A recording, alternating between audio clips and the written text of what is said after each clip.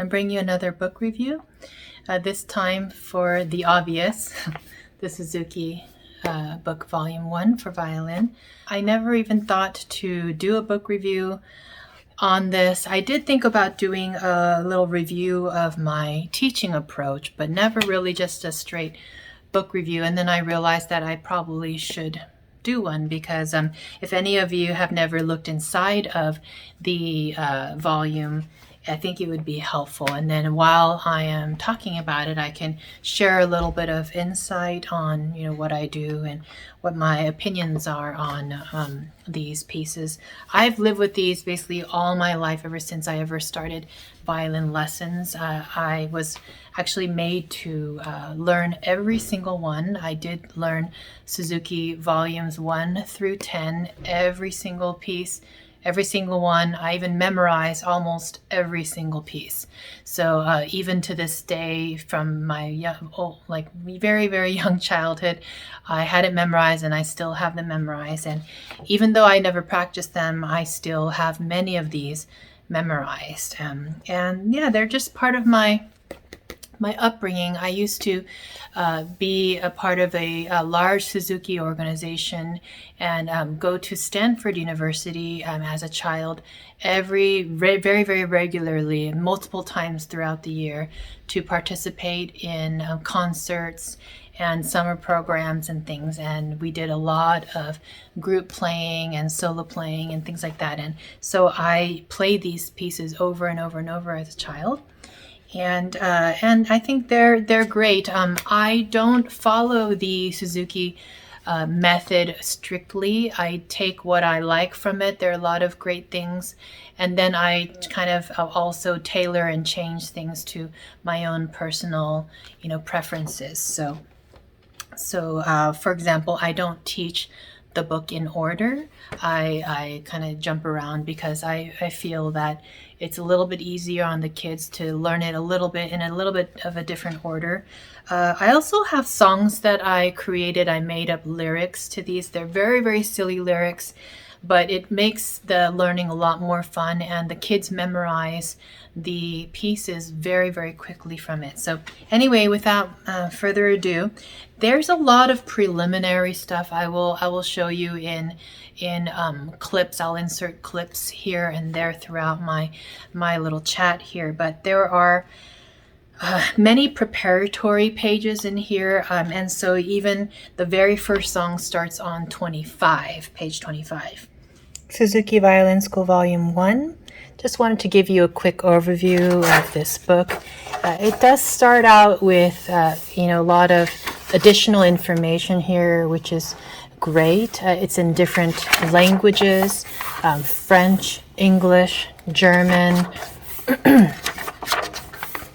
and Spanish.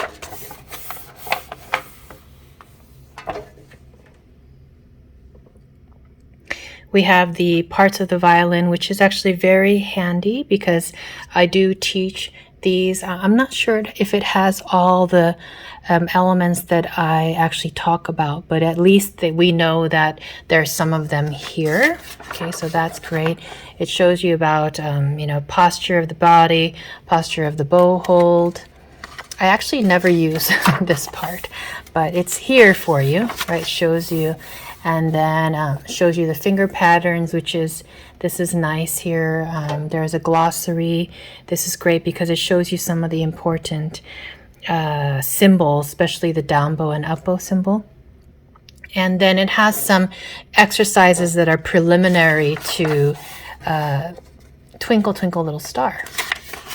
Okay, and then we have the Twinkle, Twinkle, Little Star variations here. So first up, we have Twinkle, the variations. I definitely start with Twinkle. This is a great place to start. I also like to insert a French folk song after the kids have learned Twinkle to a certain degree. I like to teach them French folk song if they need it. Every child's different, so sometimes I go in a different order. Sometimes I actually skip a lot. I'm not personally a believer in learning every single song and every single Suzuki Volume, because I think everybody has to learn at their own pace.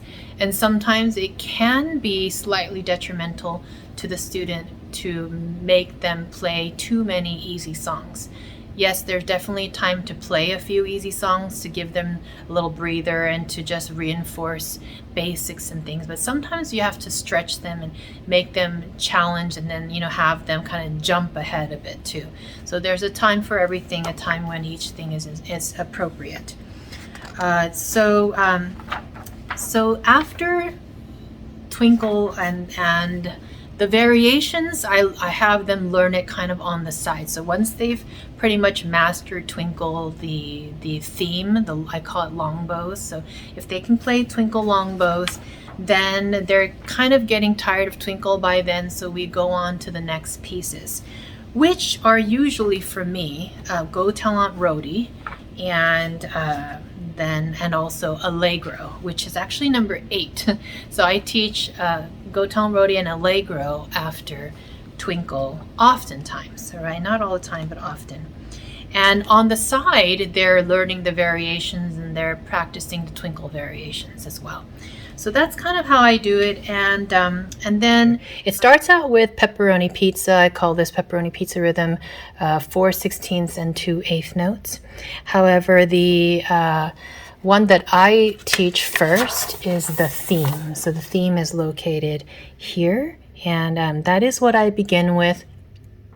And then once they've memorized these notes, then I teach them to do these basically by rote. But I definitely do refer back to here so they can see, because some of them are visual learners, so they can see the rhythms here. I call this pepperoni pizza. I call this ice cream cone. Ice cream cone, ice cream cone. This is run pony, run pony. Make sure you say run pony twice so that every note gets 2 run pony groups, right? I call this one pineapple, pineapple. There's 2 pineapples. I call this pepperoni, pepperoni. I also has called it wish I had a motorcycle, or Mississippi, Mississippi. There are a lot of different variations on these rhythm words. And then I call this just the long bows Twinkle, or the Twinkle theme. After that comes Lightly Row, but I often skip this, to be honest. And I also teach this one later, Song of the Wind, because it has a little bit of a tricky moment here. I can talk about that later. I'd like to do some tutorials and some teaching instruction, like pedagogy teaching instruction on how I teach that, to see if that might be helpful to you teachers out there. But I do teach Go Tell Aunt Rhody probably next, while they're learning all the Twinkle variations. I teach Go Tell Aunt Rhody. I skipped this for a while too, because this one has a tricky up, stop, up moment, dividing the bow in halves. That's a little bit tricky, right? So I do skip that. I often also teach Allegro, pretty much after Twinkle theme as well. So Allegro and Go Tell Aunt Rhody are my first choices after the student finishes Twinkle. Basically everything in this book up until number 10 is using A string and E string. So this is heavily focused on A string, right? A lot of method books like Essential Elements and things, they start you off on the D string and the A string. So A and D are primarily used. In Suzuki, A and E are primarily used. And then starting from number 10, we start to use more D string. So you'll see D string, you'll see more A string, and just a tiny bit of G string, okay? And then by the end, we're kind of doing a lot more string crossings and using all 4 strings. Teaching wise, long, long ago is not that tricky. This May song has a little bit of a tricky rhythm here and a tricky bowing. And then a perpetual motion is very straightforward, but it does use pinky. That's the first official use of the pinky. This is sort of turning into a pedagogy video, I apologize. And then starting from here, they use more D strings. So up until now, there was only A string and E string being utilized, but now we have D string here. And and more pinky usage. I do use this little scale moment here a little bit, these scales, but I have a separate scale sheet that I use, and my students learn 2-octave scales separately on their own at their own pace. But this is really helpful because if they haven't seen this already, then they definitely could use it for etude. Etude is a monumental moment in Suzuki Volume 1 because we use the low 2 position of the finger. This is C natural for the first time, whereas before we had high 2. Typically that's where the tapes are, if you apply tapes to your fingerboard. But this is using low 2, so they have to discern when to use a low 2 and when to use a high 2 when learning etude. Okay, and the last part of the Suzuki Book 1 has 3 minuets, and then Happy Farmer by Robert Schumann, and then the Gavotte by Gossick. And there's a lot of gavottes, but this one's by Gossick, and that's the last piece. I often skip Gossick Gavotte and I just go straight to Book 2. We can always pick up the Gossick Gavotte later, so it's kind of fun to play it later on after they've had maybe a handful of pieces in Suzuki Book 2. That's what I like to do. Sometimes the kids are really adamant, they feel like they've accomplished something when they play the last piece in Book 1, so then they really want to learn it, then great, I let them learn it. Okay, but a lot of times I just skip it and they're really happy to say they've finished Book 1 and they're going on to Book 2. So that's also an option. And after that, you see how we have 1 sharp here. Everything is in G major for a while. 1 sharp, 1 sharp. All the minuets are in G major. And let me go back to minuet 1. So you see how we play down bow, up bow, up bow. This is an up moment. So this half bow division, that is learned back in Oh Come Little Children right here. It's kind of hidden, but they have to start the bow in the middle of the bow and use half. And same here, we're going to use only half the bow, stop the bow for the rest, and use half a bow. So they have to use 2 ups in a row. That's a hook bowing. So that is important to prep the minuet 1. And you can see minuet 2 has the same hook up bow, right? And so does minuet 3. If the time signature is in 3, we're going to often have this up on beat 2 and 3. And then this utilizes, a lot of slurs and string crossing slurs, right? And then Happy Farmer, always super fun because after all the minuets and things, it's a nice breath of fresh air. It's super easy. I do have a Happy Farmer video, a form video for you, so I'll link that above here. This is actually much shorter than it looks because there's only 3 little sections you have to learn. It's really mainly only 2 sections you have to learn with a tiny ending difference. And basically you've learned the whole piece already. So this is actually a great way to talk about form and learn the piece in its simplified parts and then put the parts together. And then this is the last piece in the book, Gossick Gavotte. And I often skip this piece. I usually teach it later on after the student has gone through a little bit of Book 2. More musical notation. This is great, a nice reference here. They include all these little practice or preview helpers here throughout. This was not found in the original version. This is the revised version. And of course, when I was a kid, I grew up with the original version, and a lot of these things weren't there. Although I think some of them were, but many of these things were added in. And so I don't really use these too much because I'm just not in the habit of doing so. So anyway, in 4 different languages, musical terms, this is great to have here. I also don't use this, but I think I should because this is very handy.